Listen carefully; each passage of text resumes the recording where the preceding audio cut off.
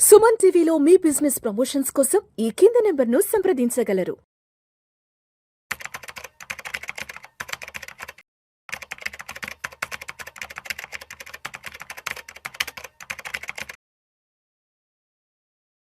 ప్రేక్షకులకి మీ రామచంద్రమూర్తి నమస్కారాలు.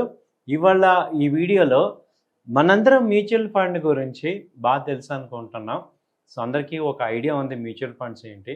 అయితే ఇప్పుడు ఏంటంటే ఒక అవగాహన కోసం ఇన్ డీటెయిల్గా ఒక్కొక్క స్కీమ్ గురించి ఈ వీడియోలో చెప్తాను. ఒక scheme దాదేంటంటే multi cap fund.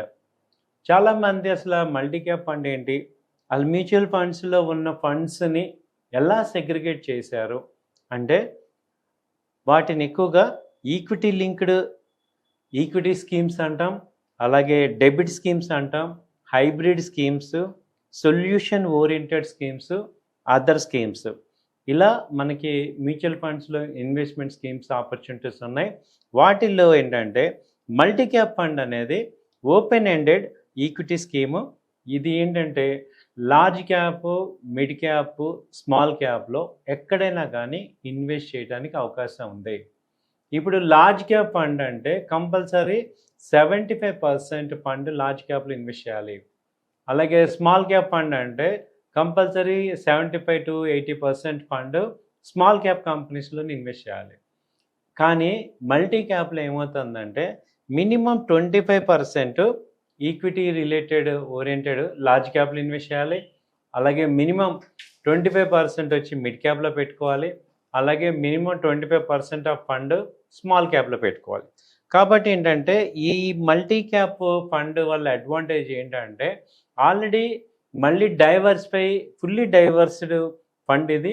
So ఏ కంపెనీలో అయినా మనం ఇన్వెస్ట్ చేసుకోవచ్చు. కాబట్టి ఇంకా ఫర్దర్గా డైవర్సిఫై కోసం మళ్ళీ మన లాంగ్ టర్మ్ ఈక్విటీస్లో large cap fund, small cap fund మళ్ళీ తీసుకోనక్కర్లేదు. ఇదేంటంటే సెక్టర్ ఎక్స్పోజర్ క్లియర్గా ఉంటుంది.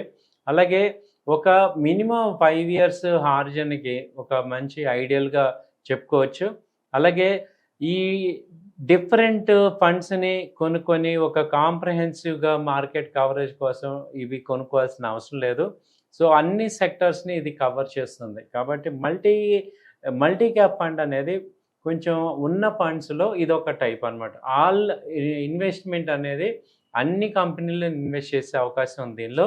ఇప్పుడు ప్రజెంట్ మల్టీ క్యాప్ ఫండ్లో వచ్చి 40,300 crores ఇన్వెస్ట్మెంట్ అయితే ఇప్పుడు మల్టీ క్యాప్ ఫండ్లో ఉంది. అలాగే 541 crores మంత్లీ వస్తున్నాయి మల్టీ క్యాప్ ఫండ్స్ నుంచి. అలాగే దాదాపు ఇది కూడా one of the leading multi cap fund కూడా ఉన్న స్కీమ్స్లో ఇది కూడా ఒక లీడింగ్ స్కీమ్ అవుతుంది. So A type of companies offer చేస్తున్నాయి మల్టీ క్యాప్ ఫండ్ చూసుకుంటే Nippon India multi cap fund ఉంది. ఇది దాదాపు 46,000 crores అసెట్స్ని ఏఈఎం సైజు చేస్తుంది. ఇది 16% రిటర్న్ అయితే ఇస్తుంది యావరేజ్గా. అలాగే ICICI Prudential multi cap fund ఉంది. ఇది 14,000 crores రిటర్న్గా ఇస్తుంది. యావరేజ్గా 14,000 crores ఫండ్ని మేనేజ్ చేస్తున్నారు. 16% యావరేజ్ రిటర్న్స్ ఇస్తున్నాం. తర్వాత మహీంద్రా మాన్యులైఫ్ మల్టీ క్యాప్ ఫండ్ ఉంది. ఇది ఫండ్ సైజ్ వచ్చి 5,500 crores. ఇది కూడా యావరేజ్గా 15% ఇస్తుంది. తర్వాత వచ్చి Bank Baroda BNP Paribas multi cap fund ఉంది. అలాగే Sundaram multi cap fund, Quant multi cap fund, Aditya Birla multi cap fund, Axis multi cap fund ఉంది. అలాగే Bajaj Finserv multi cap funds. ఇలా ఈ మల్టీ క్యాప్ ఫండ్స్ అన్నీ కూడా ప్రతి కంపెనీ కూడా ఆఫర్ చేస్తున్నారు. అయితే మనం అనుకున్నట్టు ఈ కంపెనీస్లో మల్టీ క్యాప్లో ఏ కంపెనీస్ ప్రజెంట్ ఉన్నాయి అని ఒకసారి చూసుకుంటే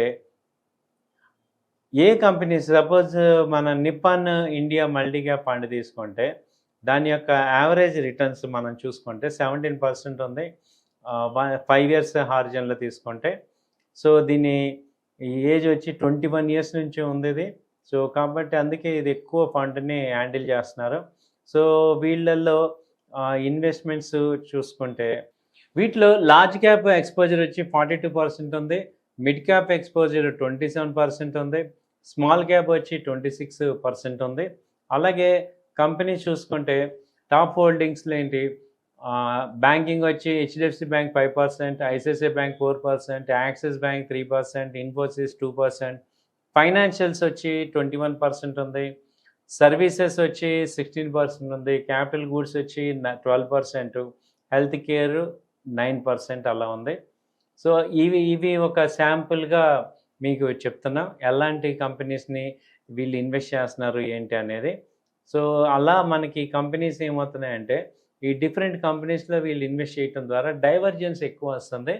సో వీళ్ళేంటి మెటల్స్, మైనింగ్, ఇన్సూరెన్స్, కన్స్ట్రక్షను, అలాగే material, chemicals, technology, automobile, energy, health care ఇలా అన్ని సెక్టార్స్లోనూ ఉన్నాయి. Financials, services, capital goods. కాబట్టి ఏంటంటే ఫుల్లీ డైవర్సిఫైడ్ ఉంది.